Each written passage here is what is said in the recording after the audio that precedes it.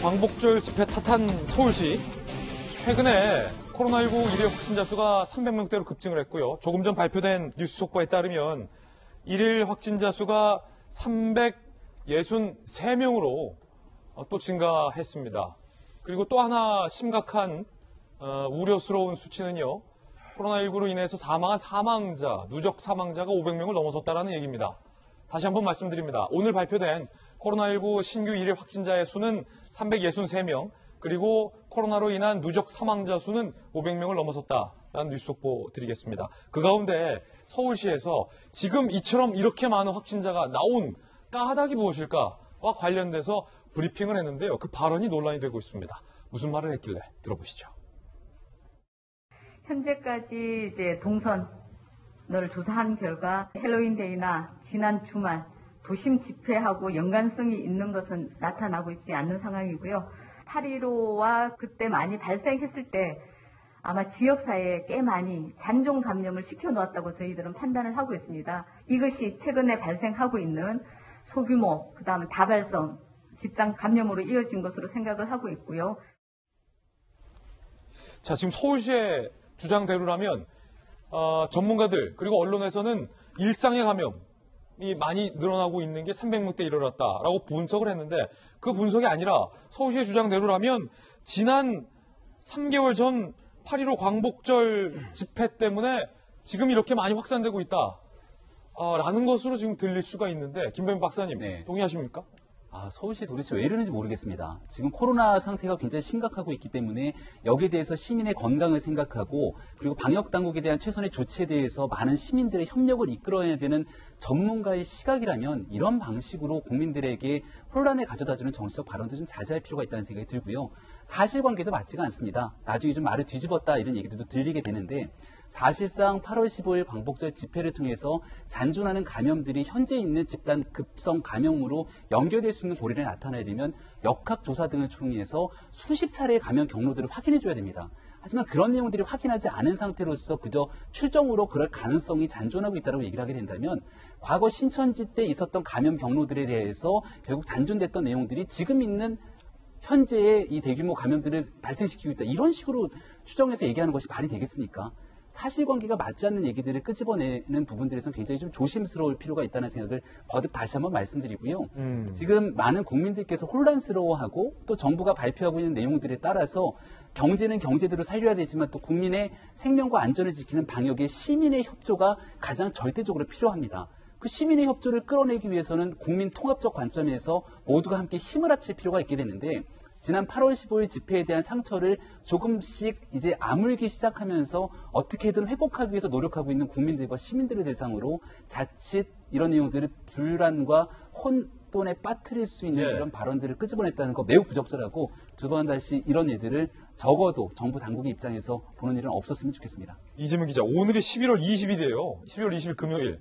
서울시 설명대로 하면 8월 15일, 그러니까 석 달 전에 있었던 그 집회 때문에 석 달이 지난 지금 이렇게 300명이 늘어났다라는 건데 이에 대해서 김우주 고려대 구려병원 감염내과 교수는요. 서울시의 주장대로라면 8.15 집회 뒤에 20차 감염이 대한민국에 벌어졌다는 얘기다. 그것은 엄청난 문제이기 때문에 서울시가 궤변을 하고 있다라고 비판을 했고 마상혁 대한백신학회 부회장은요. 역학조사에 따른 명확한 과학적 증거조 내놓지 못한 채 8월 얘기를 하고 있다는 건 서울시가 가짜뉴스로 퍼뜨리고 있는 거다. 라는 비판이 제기되자 서울시가 해명을 했습니다. 꼭 그렇다는 건 아니고 그냥 예를 들자면이다. 이거 어떻게 받아들여야 합니까? 이 문제의 심각성은 뭐냐면 이게 정치권에서 나온 발언이 아니라 바로 방역 당국에서 나왔다는 게 굉장히 심각하다 저는 생각이 듭니다.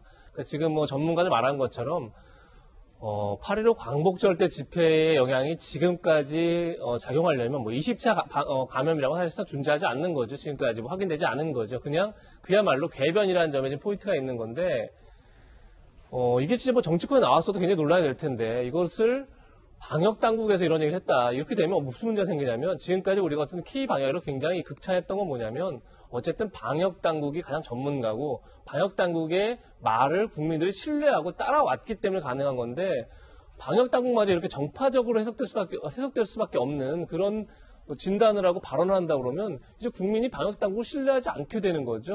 그러면 방역 당국이 오히려 국민을 편가르게 하는 거죠. 이렇게 되면 그다음부터 과연 이 방역 당국의 진단, 방역 당국의 조언, 방역 당국의 어떤 대책들을 과연 국민이 따라갈 것이냐, 이제 이런 근본적인 이제 물음이 생기는 거고, 또 하나가 이미 8.15 집회 때 노영민 실장이 8.15 집회 주동자는 살인자다 그러면서 경제적 손실이 경제적 성장률이 0.5%포인트가 떨어졌다 이런 이제 발언을 했죠. 그러면서 코로나 전파뿐이 아니라 경제에 대한 피해까지 지금 결국은 이제 반대 진영에 다 덧씌우는 거 아니냐 이런 논란이 있었는데, 그러면서 굉장히 지금 정치권에서 그 논란을 어떻게 보면 굉장히 조심스러운 상황인 거죠. 그런 상황에서 지난주에 지금 민노총이 전국 각지에서 대규모, 그러니까 규모 자체는 8.15 때 적다 하더라도 그냥 전국 각지에서 집회를 열면서 사실 그것이 과연 앞으로 코로나 전파에 어떤 영향을 미칠 것이냐 이제 굉장히 예의주시한 상황인데, 그리고 그것을 방역 당국에서 이렇게 이제 문제를 오히려 확산시키고 있다는 게 좀 굉장히 큰 문제가 아닌가 싶습니다. 예, 서울시의 이 서울시 시민건강국장의 발언이 지금 계속 논란이 되고 있는 가운데, 자, 앞서서 며칠 전에 대한민국이 이웃국가 일본에 비해서 백신을 지금 현재 시점에서 확보해놓은 물량이 현저하게 비교된다. 그래서 우려스럽다. 라는 전문가들의 우려 보도에 들었는데요. 백신과 관련돼서 이인영 통일부 장관이 아직 대한민국은 백신을 한 통도 확보했다고 발표하지 못했는데 북한에 나눠주자라고 발언해서 논란이 되고 있습니다.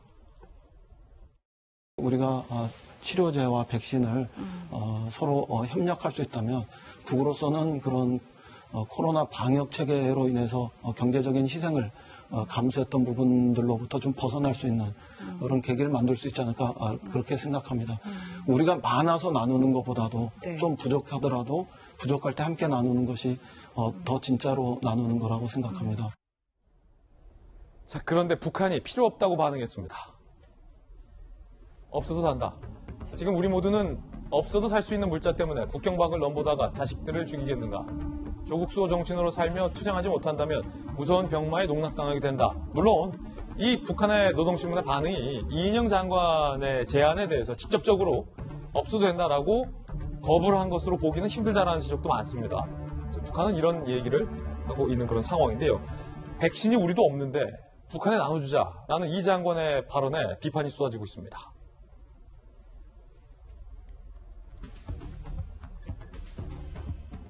코로나 백신 확보 실적이 0인데 북한 걱정만 하고 있으니 우리 국민은 누가 걱정하냐라고 비판했고요. 야당에선.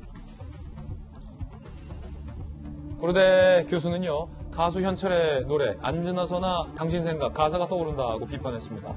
김무수 전 지사는 이인영 초대 전대협 의장 동지께서는 오매불망 확보도 못한 백신을 상납할 생각뿐이다라고 다소 거칠게 비판하고 있는 대목. 윤태우 실장님 어떻게 보십니까?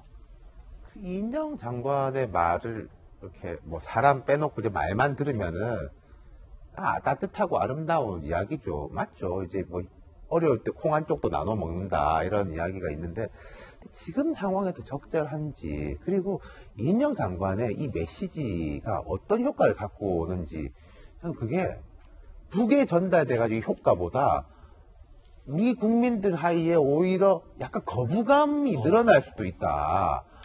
정말로 북한에서 심각한 상황이 발생하면은 우리 도와주자라는 여론이 올라올 거라고 저는 생각해요. 보수냐 진보냐 할 거 없이 같은 민족인데, 근데 미리 이제 저렇게 말을 해놓으면은 이 반응들이 마음이 오히려 비뚤어지는 거죠. 아니 우리도 지금 죽겠는데 무슨 있지도 않은데 남 걱정부터 하냐. 이인영 장관이 최근에 이제 그런 이야기들을 북에 대한 대화 필요성을 많이 강조를 하고 있는데 그게 오히려 전 잘 모르겠습니다. 전략적으로 볼 때 통일부 장관이 해야 되는 것은 이제 북한과 이런 교류 협력 확대도 있고 그 교류 협력 확대를 위한 조건을 형성하는 거잖아요. 저런 말을 했을 때 우리 국민들 사이에서 진짜로 조건이 잘 형성될 것이냐, 아닌 것 같거든요. 예, 코로나19와 관련된 이야기들 패널들의 개인적 견해들 전해드렸습니다.